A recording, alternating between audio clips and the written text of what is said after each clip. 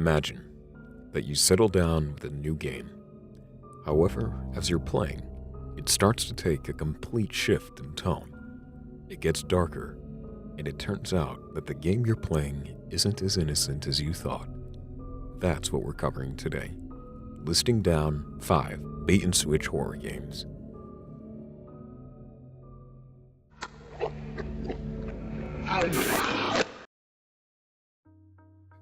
The first game we're covering is a classic. If you can't already tell what game it is just by looking at it, this is The Maze, more commonly known as the Scary Maze game. Created by Jeremy Winterode, a Flash game developer that has created many Flash games, with the most popular being The Maze, released in 2004. This Flash game disguises itself as a simple maze game in which the player has to move their mouse cursor to progress through the maze. The game is extremely short, with only 3 levels. It starts off like a normal game, with the first 2 mazes being extremely easy. However, on the 3rd level, as the difficulty starts to get your full attention, a screenshot from The Exorcist appears along with 2 loud screams, scaring the user. And that's it. That's all this game has to offer. Despite its simplicity, this game started rising in popularity in the early 2000s, being the most popular screamer game of its time, mostly thanks to the several people who have filmed their reactions to it. However, the first to upload theirs to YouTube was the user Can't We All Just Get Along? The video shows a father getting his kids to play the game. After the kid gets surprised by the screamer, he starts screaming and repeatedly hits the computer screen. This video accumulated 27 million views, helping the now iconic game to rise in popularity.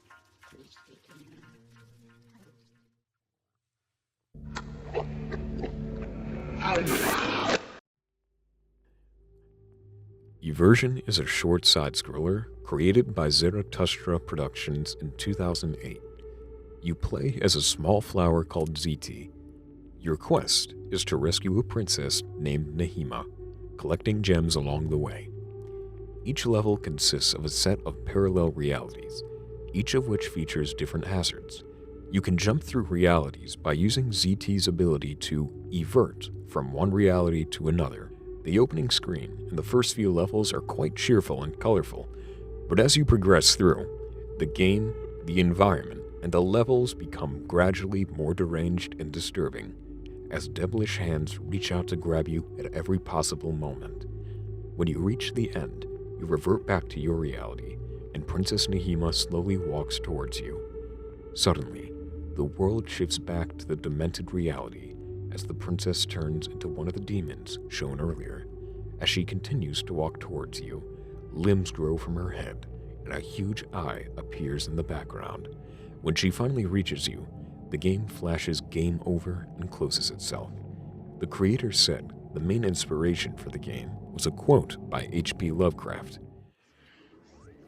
"Sounds, possibly musical, heard in the night from other worlds or realms of being."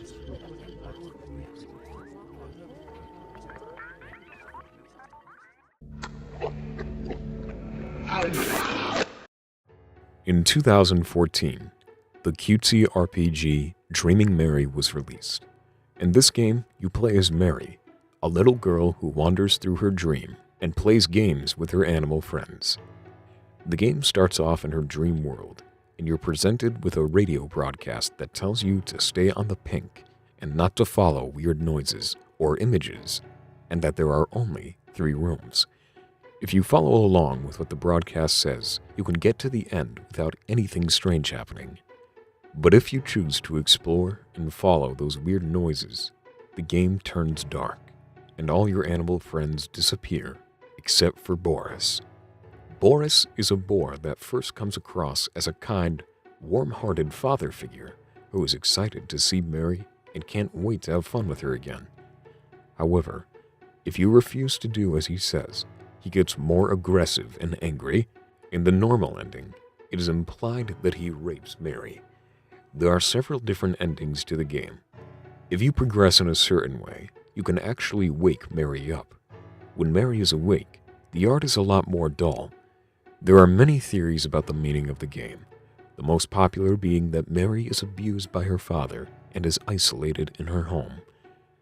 The game hints this with the one creepy ending where the dark shadow kills Mary.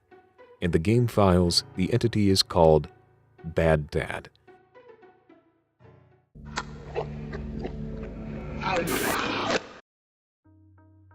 Poni Island is a point-and-click runner game released in 2016. In this game, you play as a pony and must avoid the obstacles in order to reach the end. As you can imagine, there's something off about this game, and it makes itself apparent very early on. As soon as you open the game, it appears as an average start menu with cutesy visuals. As you hit New Game, new options show up on an old arcade cabinet. If you try to hit Start Game, the screen will flash with static. In order to start the game, you will need to go into Options and hit Fix Start Menu. Then, you will need to pull the arrow in the correct spot in operating systems to enable start. Soon after playing Poni Island, you are brought to a desktop, and someone by the name of Hopeless Soul messages you and says that he is a prisoner of the machine, and in order for you to not share the same fate, you must delete all 3 core program files in order to leave the game. It comes apparent that Satan has taken you hostage. At this point, it's less about a pony game and more about escaping a demonic arcade game developed by the devil to capture the souls of the living. After deleting all the core files, you are able to start the game in recovery mode, and you will be able to prepare a system dump that will delete the game and will set your soul free. You and all the other souls face off against Satan, and after you beat him, you are all set free.